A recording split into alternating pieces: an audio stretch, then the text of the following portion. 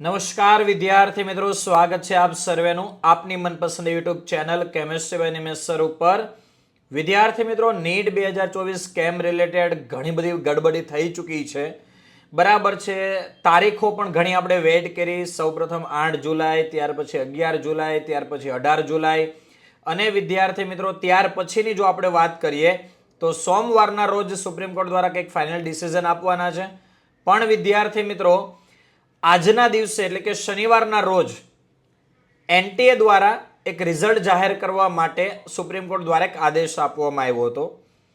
ઘણા બધા વિદ્યાર્થીઓના આજે કોલ મેસેજીસ આવી રહ્યા છે કે સર આજે અમારું રિઝલ્ટ બતાવશે, શું અમારે ફરીથી રિઝલ્ટ ડાઉનલોડ કરવાનું રહેશે, રિઝલ્ટ ચેક કેવી રીતે કરવું, નવા રિઝલ્ટમાં કોઈ ચેન્જ હશે કે નહીં. ઘણા બધા સવાલો વિદ્યાર્થી તથા વાલીઓના માઇન્ડમાં છે. તો આજના સેશનની અંદર આપણે તમારા દરેકે દરેક જે સવાલો છે એનું સોલ્યુશન લઈને આવ્યા છીએ. તમારા દરેક ડાઉટ્સ ક્લિયર કરવાના છીએ. વિદ્યાર્થીઓ, સૌપ્રથમ પહેલી વાત તો સુપ્રીમ કોર્ટ દ્વારા એનટીએને જે આદેશ આપવામાં આવ્યો છે કે ભાઈ નીટ 2024 નું જે રિઝલ્ટ છે એ ફરીથી તમે અપલોડ કરો એનટીએની સાઇટ ઉપર. પણ એની અંદર વિદ્યાર્થી મિત્રો એક વસ્તુ મેન્શન થયેલી છે કે વિદ્યાર્થીઓની આઈડેન્ટિટી છુપાવવામાં આવે, એટલે કે વિદ્યાર્થીનું નામ, એનો સીટ નંબર, આ કોઈ વસ્તુ દેખાડશે નહીં. તો પહેલી વિદ્યાર્થી મિત્રો વાત તો એ થઈ ગઈ કે એનટીએ દ્વારા એનટીએની ઓફિશિયલ સાઇટ ઉપર રિઝલ્ટ પણ ડિક્લેર કરી દેવામાં આવ્યું છે, પણ એ તમારા માટે કોઈ કામનું નથી અત્યારે. સર કેમ કામનું નથી?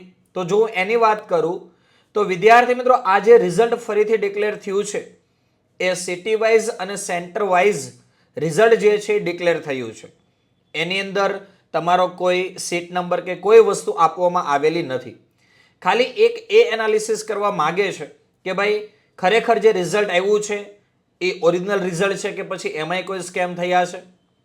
બીજી વસ્તુ કે કોઈ સેન્ટર એવા તો નથી ને કે જે સેન્ટર ઉપરથી મેક્સિમમ માર્ક્સની અંદર મેક્સિમમ વિદ્યાર્થીઓ આવ્યા હોય, તો બની શકે એ સેન્ટર ઉપર કોઈ ગડબડી થઈ હોય. મતલબ કે એક એનાલિસિસ માટે ફરીથી એનટીએ રિઝલ્ટ ડિક્લેર કરી દીધું છે. જો તમારે ચેક કરવું હોય તો પણ તમે ચેક કરી શકો છો, પણ તમે પોતાનું રિઝલ્ટ ચેક નહીં કરી શકો. તમે શું ચેક કરી શકશો? તો તમે એનટીએની ઓફિશિયલ સાઇટ exam.nta.ac.in તમે જશો ત્યાં, બરાબર, એટલે તમને રિઝલ્ટ બતાવશે ત્યાં. પણ એ રિઝલ્ટની અંદર ક્રમ જે હશે, સિક્વન્સ, એ ચેન્જીસ કરેલી હશે. હા, તમે ત્યાં બરાબર છે સ્ટેટ અને સેન્ટર સિલેક્ટ કરી અને એ સેન્ટરમાંથી કેવું ઓલ ઓવર વિદ્યાર્થીઓનું રિઝલ્ટ છે એ ચેક કરી શકો છો. તો પહેલી વાત વિદ્યાર્થી મિત્રો, વધારે પેનિક થવાની કોઈ જરૂર નથી. ખરેખર અપડેટ તમારા માટે કોઈ નથી, એક એનાલિસિસ માટે છે, જેથી કરીને ઘણા લાંબા સમયથી આ જે વિવાદ ચાલી રહ્યો છે એની અંદર સોમવારે સુપ્રીમ કોર્ટ દ્વારા કોઈ ફાઇનલ ડિસિઝન આવી જાય, જેથી કરીને તમને પણ ખ્યાલ આવી જાય કે રીનીટ ફરીથી લેવાશે કે નહીં લેવાય. બીજી વસ્તુ, અમારે નીટ 2024 રીનીટ લેવાશે તો એની તૈયારી કરવી કે પછી નીટ 2025 માટેની તૈયારી શરૂ કરી દેવી. મતલબ કે એક ડિસિઝન ક્લિયર થઈ જાય એ હેતુથી આ પ્રોસેસ કરવામાં આવી છે. તો વિદ્યાર્થી મિત્રો ખાસ જો એની અંદર પણ એક વાત કરી દઉં, ઘણા વિદ્યાર્થીનો કદાચ પ્રશ્ન છે કે સાહેબ રીનીટ લેવાના ચાન્સ કેટલા છે?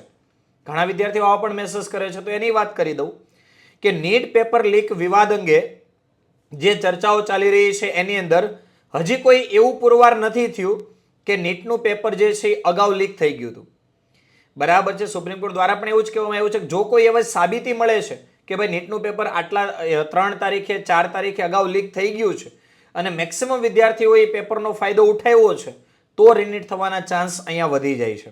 એટલે અત્યારે હું કે કોઈ બાકીના ટીચર્સ એ નહીં કહી શકે કે રીનીટ લેવાશે કે નહીં લેવાય. એની 100% અત્યારે કોઈ ડિસિઝન આપી શકાશે નહીં. તમારે ફાઇનલ વેટ કરવાની રહેશે સોમવાર સુધી. સોમવારે ફાઇનલ ડિસિઝન આવશે. પણ વિદ્યાર્થી મિત્રો, અત્યાર સુધીની અપડેટ પ્રમાણે જો હું વાત કરું તો નીટનું પેપર એટલા મોટા પાયા પર લીક થયું છે એવી કોઈ ઓફિશિયલ હજી સાબિતી થઈ નથી.